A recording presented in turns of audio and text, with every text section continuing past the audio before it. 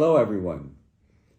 This week includes a significant date for a lot of people, including myself, October 4th, Wednesday.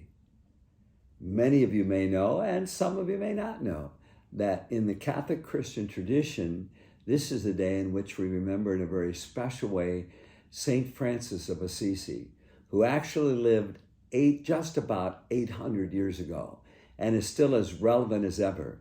And by so many people, not just Catholics, but other Christians and even people of other faith traditions, seeing him a powerful example of what it means to follow Jesus Christ and to have a deep love for God and for creation.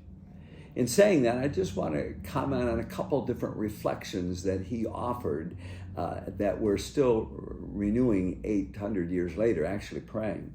One of them, when I was in the 1960s, when I was involved in the 1970s in the peace movement, which, hey, in every age we need peace to bring people together, whether it be then it was nations at war with each other. Unfortunately, still that's the reality. But even in family life, even in circumstances, there can be hurt and pain and friction. You probably all heard this prayer before, the peace prayer of St. Francis. I want to read it because I think it's worth remembering and worth pondering. I actually look at this prayer often. I use it throughout my year to come back to it, particularly often at night, or maybe when I've read a newspaper article about hostility and hatred or murder or people being prejudiced toward other people. Again, that need to pray. And for me to pray personally, that even when I hear those situations, that I don't turn around and hate the perpetrator. Yes, I pray for the perpetrator, obviously pray deeply and care for the person or the nation that's been hurt. But that reminder not to let someone else's hate cause me to hate. Here, you probably heard it, is St. Francis, the prayer 800 years ago. Lord, make me an instrument of your peace. Where there is hatred, and we see it a lot today, don't we? Let me sow love. Where there is injury, pardon. Where there is doubt, faith. There's so much doubt and skepticism and cynicism in the world today. Do we need that kind of faith? Where there is despair, hope. All these years as a priest, I've run into a lot of people who given up on life, figure God's given up on them. Maybe they've been through some sort of depression. The virtue of hope, we don't often speak about, but that virtue of hope, to see God hopes in us and sees what we can do and what's best for us and wants us to see the same. Where there is darkness, light. Yeah, we can all walk in the dark too often. And the light, whether it's the light of Jesus, the light of seeing that coming out of whatever we're going through, there's a hope, there's a joy, there's a peace that can come. Where there is sadness, joy.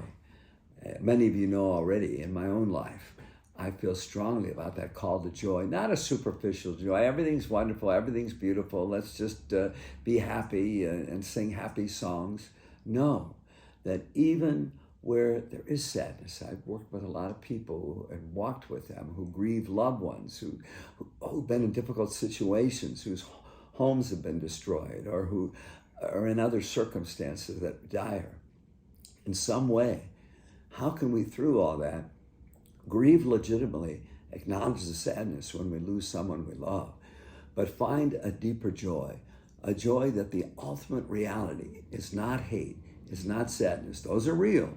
We got to go through them, but go through them to come to the joy of our God, who says love is stronger than any hate and life will overcome death itself. Finding that kind of joy. Then the next part of this prayer. O divine Master, grant that I may not so much seek to be consoled as to be consoled, to be understood as to understand, to be loved as to love. Over and over again, especially those words I think about, because don't we all, myself included, get concerned first of all about our own needs. But if we've experienced the need to be consoled, we know what that feels like. That should sensitize us all the more to console others. Or, all of us want to be better understood.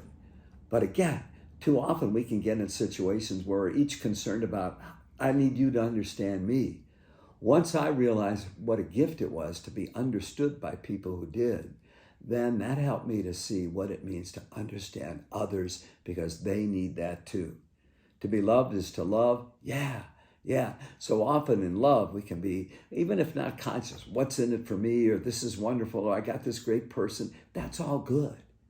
But to love, first of all, because we realize what a difference love makes when we've received it, when we want to give it.